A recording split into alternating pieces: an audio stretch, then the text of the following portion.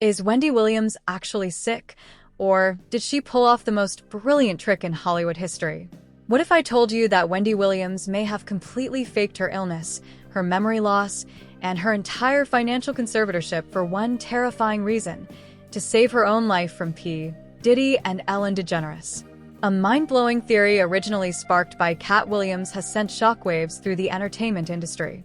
According to industry insiders, Wendy knew way too much about the darkest secrets of Hollywood's ultimate elite. But when she realized the crosshairs were on her, she played the long game. She deliberately placed herself under a strict legal conservatorship, a legal vault where no powerful figure could ever touch her or silence her. But the real game is only just beginning. Now that Diddy is sitting behind bars and Ellen DeGeneres' fake sweetheart image has completely crumbled, a terrifying question remains: who is leaking the damning files, the witness tampering evidence, and the secrets behind those 120 bombshell lawsuits from behind the scenes? Could Wendy Williams be pulling the strings from the shadows, orchestrating the total collapse of an empire?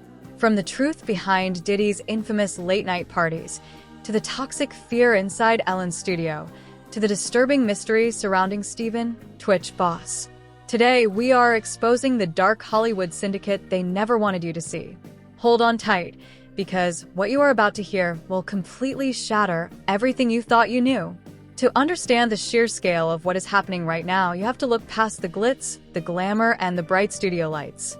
For decades, Hollywood operated on a simple rule: create a public persona so sweet, so innocent, and so universally beloved that nobody would ever believe the dark truth lurking beneath the surface. And nobody mastered that illusion better than Ellen DeGeneres. For over 20 years, millions of viewers tuned in every single day to watch Ellen dance onto her stage, giving away gifts, smiling, and preaching her iconic catchphrase to be kind to one another.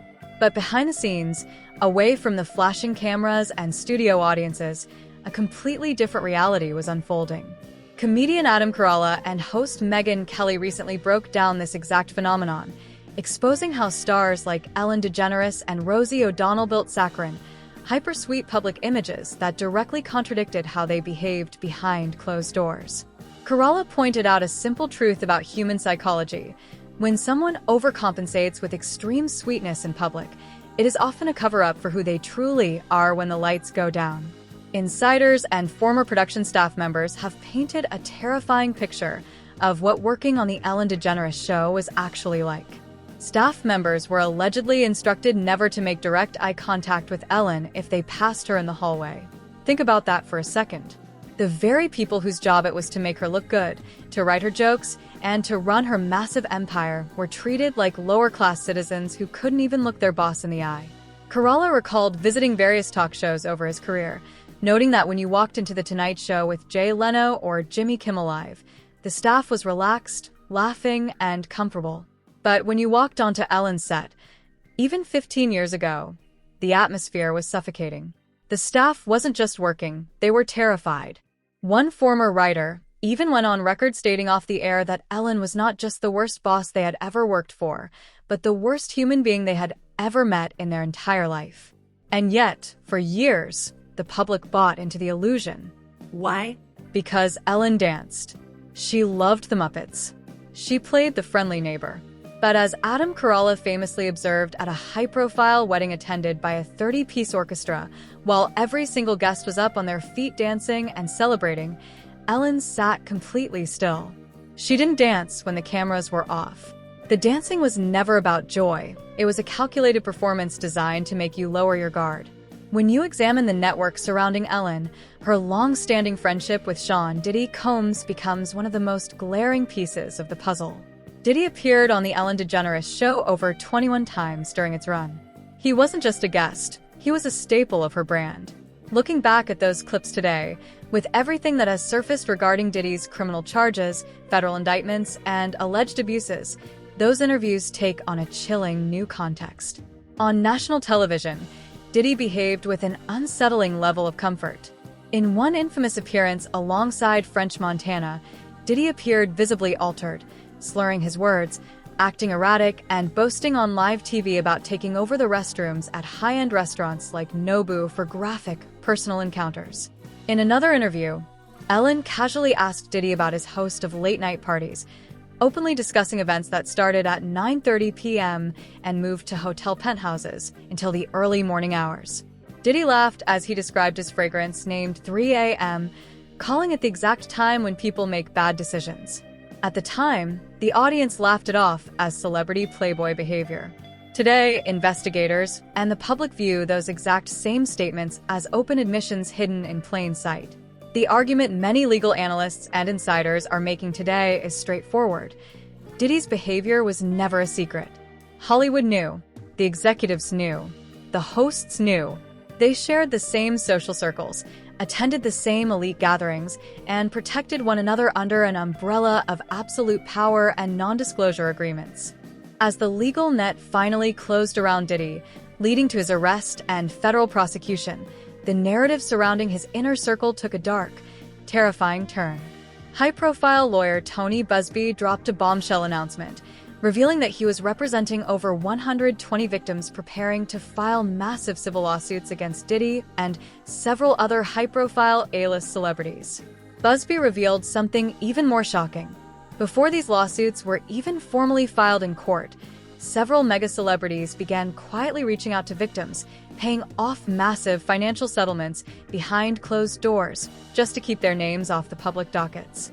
According to Buzbee, these celebrities didn't just attend the parties, they watched the abuses happen, facilitated them, or actively helped cover them up for decades.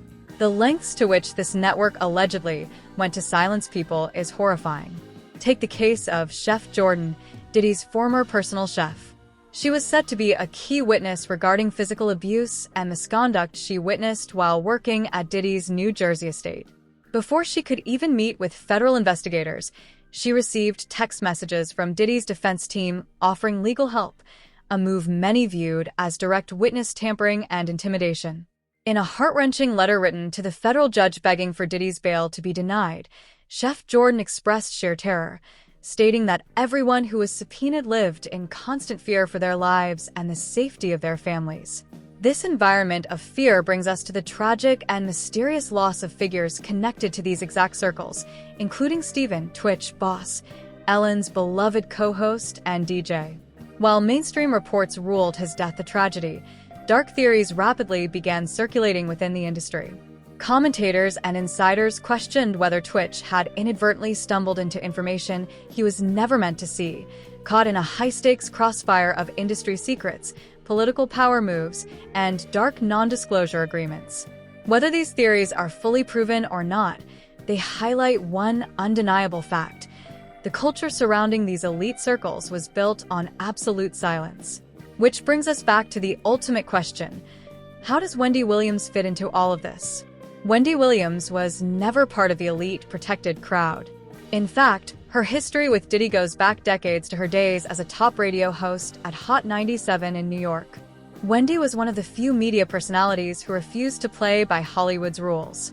When she reportedly obtained compromising photographs involving Diddy years ago, she threatened to air them live on the radio. The response was swift. Diddy allegedly flexed his immense industry power and had Wendy fired from the station immediately. Wendy learned a vital lesson early on. You cannot fight a billionaire mogul head-on when they control the media, the radio, and the executives. So, according to the theory popularized by Katt Williams and media analysts, Wendy decided to play the long game. She built her own massive daytime talk show, acquired immense wealth, and established her own media presence. But as the shadows grew darker around figures like Diddy and Ellen, Wendy knew she was in a dangerous position. She possessed decades of industry secrets, intimate knowledge of Hollywood's dark underbelly, and a track record of speaking her mind. To protect herself from legal retaliation, physical threats, or worse, Wendy allowed herself to be placed under a strict financial conservatorship and stepped out of the public eye under the guise of severe health struggles. Under a legal conservatorship, an individual is legally protected, their assets are locked, and they are largely shielded from civil subpoenas, direct corporate retaliation, and high-stakes legal battles. She effectively rendered herself untouchable. Now, As Diddy sits behind bars, as Ellen's empire lies in ruins, and as demand letters rain down on A-list celebrities across Los Angeles, industry watchers are left wondering, was Wendy Williams truly defeated by the system, or did she successfully execute the greatest escape plan in entertainment history? Is she sitting quietly in the background, watching the very empire that tried to destroy her crumble brick by brick? The truth about Hollywood is finally coming to light, and the dominoes are falling faster than anyone ever predicted. To truly understand how deep this web goes, you have to look past the glitz, the glamour, and the bright studio lights of daytime television. For decades, Hollywood operated under a simple, unwritten rule: build a public image so unbelievably sweet, innocent, and universally loved that nobody would ever dare to question what happens when the cameras stop rolling. And for the longest time, nobody mastered that illusion better than Ellen DeGeneres. For over 20 years, millions of people around the world tuned in every single day to watch Ellen dance onto her stage, handing out gifts, smiling at the crowd, and preaching her iconic slogan to be kind to one another.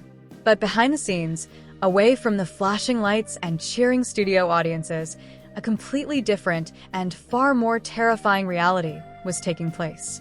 Industry figures like comedian Adam Carolla and host Megyn Kelly recently pulled back the curtain on this exact strategy, dissecting how stars like Ellen DeGeneres and Rosie O'Donnell carefully constructed hyper-sweet public personas that starkly contradicted their private behavior. Carolla pointed out a fundamental truth about human nature and entertainment. When a public figure constantly overcompensates with sugary sweetness, it is almost always a calculated shield designed to disguise a much darker reality. Former crew members and production staff have painted an unsettling picture of what life on the set of the Ellen DeGeneres show was actually like day to day. Staff members were allegedly forbidden from making direct eye contact with Ellen if they happened to walk past her in the studio hallways. Think about the gravity of that for a second. The very people tasked with writing her jokes, maintaining her show, and building her massive image were treated like second-class citizens who weren't even permitted to look their boss in the eye. Carolla recalled visiting countless talk show sets over his career, noting that when you walked onto the set of The Tonight Show with Jay Leno or Jimmy Kimmel Live, the environment was light, comfortable, and relaxed. But whenever someone stepped onto Ellen's set, even as far back as 15 years ago, the atmosphere was thick with tension and fear. The staff wasn't just working under pressure. They were terrified. One former writer even went so far as to state off the air that Ellen was not just the worst celebrity they had ever worked for, but quite literally the worst human being they had ever met in their entire life. Yet for years, the public refused to see it because Ellen danced, she loved the Muppets, and she presented herself as everyone's best friend. But as Carolla pointed out from a story at a high-profile wedding with a 30-piece orchestra, while every single guest was up on their feet dancing and celebrating, Ellen sat completely still in her chair. She didn't dance when there were no cameras around. The dancing was never about joy. It was a carefully calculated performance to keep the public from looking too closely. When you start analyzing the broader network around Ellen, her long-standing, deep friendship with Diddy Combs becomes one of the most eye-opening connections. Diddy appeared on the Ellen DeGeneres show over 21 times during its original run. He wasn't just a routine guest, he was practically family to the show's brand. Rewatching those old clips today, with everything that has recently exploded regarding Diddy's criminal charges, federal indictments, and widespread allegations, those interactions take on a chilling new light. On national television, Diddy displayed an extraordinary level of comfort. In one infamous appearance alongside rapper French Montana, Diddy appeared visibly impaired on air, slurring his speech and casually boasting on daytime television about taking over restrooms at luxury spots like Nobu for graphic personal encounters. In another classic interview, Ellen casually questioned Diddy about his legendary late-night parties, openly chatting about gatherings that started late in the evening and moved into multi-story hotel suites until the early hours of the morning. Diddy laughed off his fragrance named 3 a.m., explicitly defining it as the time of night when people make bad decisions. Back then, audiences laughed it off as typical Playboy antics from a wealthy mogul. Today, investigators and viewers look at those exact same clips as blatant admissions spoken out loud in plain sight. The overwhelming consensus forming among commentators today is that Diddy's actions were never truly a secret within the upper echelon of the industry. Hollywood knew, executives knew, and fellow talk show hosts knew. They shared the same social circles, attended the same private gatherings, and operated under a tight code of silence protected by absolute power and legally binding non-disclosure agreements. As the legal walls finally started closing in on Diddy, leading to his arrest and severe federal charges, the narrative surrounding his inner circle took a dark and terrifying turn. High-profile attorney Tony Buzbee made shockwaves across the country when he announced he was representing over 120 victims preparing to file massive civil lawsuits against Diddy and a long list of other powerful A-list celebrities. But Buzbee dropped an even bigger bombshell. Before these lawsuits were even officially filed in a court of law, several mega-famous celebrities had already begun reaching out to victims behind closed doors, offering massive cash settlements just to ensure their names were erased from public court documents. According to Buzbee, these unnamed celebrities weren't just innocent bystanders at these parties. They witnessed the crimes, enabled the behavior, or actively helped cover up the truth for decades. The sheer length to which this powerful network allegedly went to intimidate people is horrifying. Look at the case of Chef Jordan, Diddy's former personal chef. She was set to be a crucial witness regarding physical abuse and horrific incidents she witnessed firsthand while working at Diddy's estate. Before she could even sit down with federal investigators, she received direct text messages from Diddy's defense attorneys offering to provide her with legal help, a move widely viewed as direct witness intimidation and tampering. In a desperate, heart-wrenching letter submitted to a federal judge pleading for Diddy's bail to be denied, Chef Jordan expressed sheer terror, stating that every single witness who received a subpoena was living in constant fear for their personal safety and the lives of their families. This pervasive climate of fear brings us to the deeply unsettling theories surrounding figures tied to these exact same circles, including Stephen "Twitch" Boss, Ellen's beloved longtime DJ and co-host. While official channels reported his passing as a tragic personal struggle, dark theories quickly began spreading throughout the entertainment world. Commentators questioned whether Twitch had inadvertently stumbled across sensitive information he was never meant to see, getting caught in a dangerous crossfire of industry secrets, high-level political leverage, and strict non-disclosure agreements. Regardless of where the exact truth lies, these lingering questions underscore one indisputable reality. The culture surrounding these elite networks was built on absolute silence, enforced at any cost. Which brings the entire puzzle back to the main question: how does Wendy Williams fit into this grand matrix? Wendy was never part of Hollywood's protected, elite club. In fact, her history with Diddy goes back decades to her days as a top radio host at Hot 97 in New York. Wendy was one of the very few voices in media who flat-out refused to play by Diddy's rules. When she reportedly came into possession of highly sensitive, compromising photos involving Diddy years ago, she threatened to air the details live on the radio. Diddy's response was immediate. He flexed his massive influence in the music industry and had Wendy fired from the station on the spot. Wendy learned a brutal lesson early on. You cannot fight a multi-millionaire mogul head-on when they control the media outlets, the radio stations, and the executives. So, according to the mind-blowing theory originally highlighted by Katt Williams, Wendy decided to play the long game. She built her own daytime empire, accumulated massive wealth, and cemented her status as an untouchable pop culture icon. But as the net started tightening around figures like Diddy and Ellen, Wendy realized she was in a dangerous situation. She possessed decades of industry secrets, deep knowledge of Hollywood's darkest corners, and a public platform capable of tearing down empires. To protect herself from potential retaliation, physical danger, or legal traps, Wendy stepped out of the spotlight and into a strict financial conservatorship. Under a legal conservatorship, an individual is legally shielded, their financial assets are completely locked away, and they are largely protected from direct corporate lawsuits and high-stakes legal battles. She effectively rendered herself untouchable to the very people who wanted to silence her.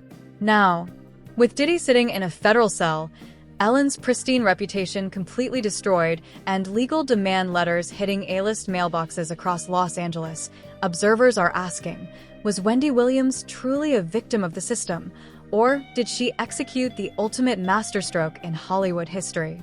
Is she sitting quietly in the shadows, watching the exact empire that tried to destroy her fall apart piece by piece? The truth is finally spilling out, and the dominoes are falling faster than anyone ever imagined. For years, the public was told to look the other way while rumors quietly circulated through the industry.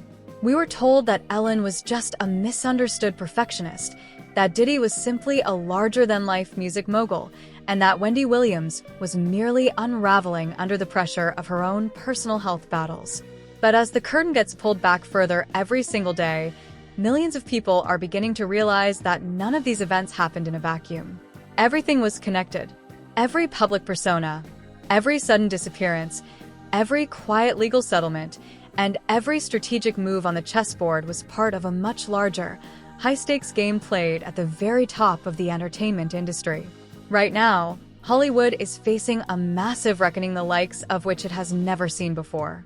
With federal prosecutors digging deeper into Diddy's inner circle and lawyers actively preparing to name co-conspirators in open court, the panic behind closed doors is reaching an absolute fever pitch. Elite PR firms are working overtime, high-profile managers are resigning, and A-list celebrities who spent years sitting on Ellen's couch or partying in Diddy's VIP sections are suddenly scrubbing their social media accounts and staying completely silent. The very people who once felt completely invincible are now realizing that their money, their fame, and their powerful legal teams can no longer protect them from the truth coming to light. Meanwhile, the narrative surrounding Wendy Williams continues to shift dramatically in the eyes of the public.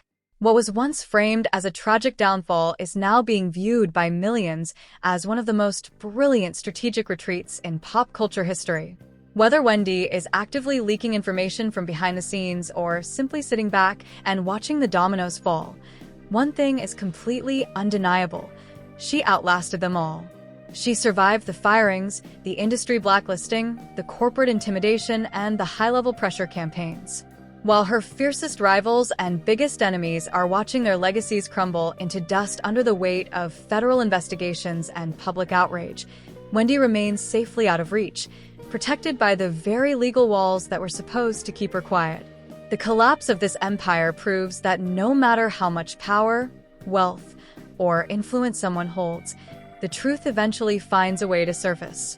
The days of Hollywood elites hiding behind fake television personas, non-disclosure agreements, and backroom payoff deals are officially coming to an end.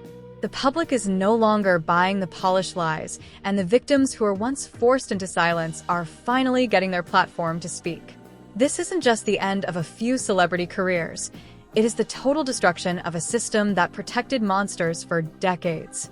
So, as more documents are unsealed, as more lawsuits are filed, and as more names are dragged into the spotlight, one big question remains for everyone watching this unfold: who will be the next major figure to fall? The dominoes are tumbling, the empire is burning, and the full truth about Hollywood's darkest secrets is finally about to be exposed once and for all. Make sure to hit that like button, subscribe, and drop your thoughts in the comments below, because this story is far from over.